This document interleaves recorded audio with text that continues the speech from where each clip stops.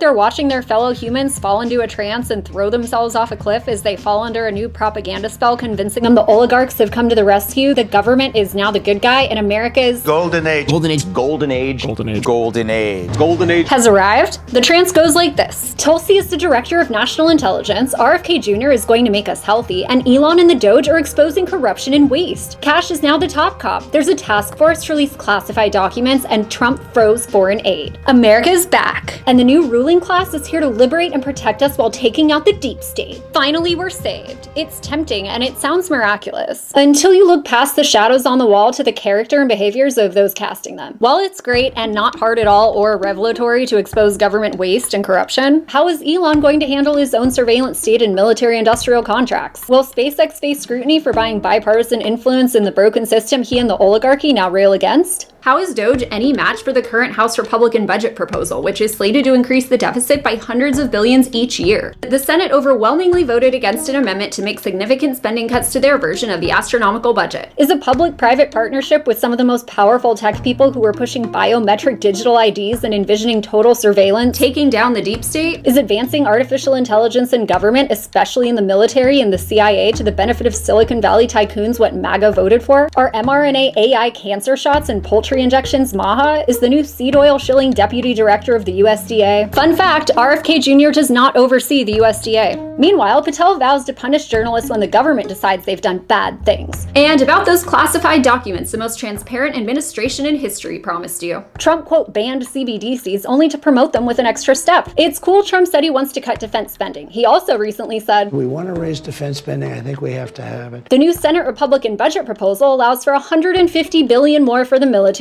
in the next 9 years. Meanwhile, Trump is funneling literal tons of weapons to Israel. He claims the US will annex Gaza, and his entire cabinet is packed with Israel bootlicking shills while he orders a multi-billion-dollar Iron Dome built over America. By the way, Biden launching airstrikes against terrorists is unconstitutional, but Trump doing it is extraordinary leadership. A government agency is looking to monitor speech for criticism of said government agency. Trump is attempting to silence speech for his handlers and just shut down a police accountability database. He's also expanding Guantanamo, a black stain on American values. His King neocon-endorsed CIA director won't reject the use of torture, but Trump's Wall Street Secretary of Commerce did say his goal is to abolish the IRS, and paying higher prices caused by government intervention is now patriotic. So bend the knee.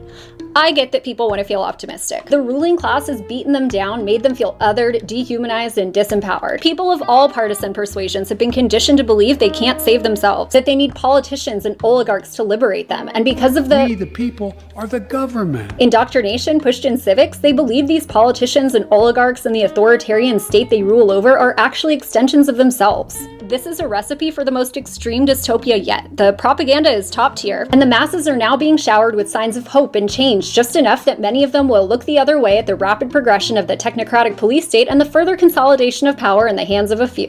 These types call anyone who questions their new narratives black-pilled. But black-pilled means cynical and negative, and many of us questioning the new regime are anything but. We simply don't believe real solutions come from government and the documented liars and megalomaniacs in control of it, or that a few crumbs of winning will counteract the grave threats to liberty imposed by those at the top, as they always have been. And don't even think about calling me a libtard. I'm more anti-government than any MAGA bot. And my skepticism doesn't change based on who's in power. If you're watching this rapid descent into cultism and feeling disturbed and disheartened, please know you're not alone. Many of us out here aren't falling for the new regime's propaganda and will continue to question and resist government authority regardless of who's in control of it. Those of us who understand that government and the people who seek control of it aren't coming to save us will keep pushing back against the smoke and mirrors. MAGA may be celebrating their new masters in chains, but some of us don't want masters in chains for ourselves or anyone else.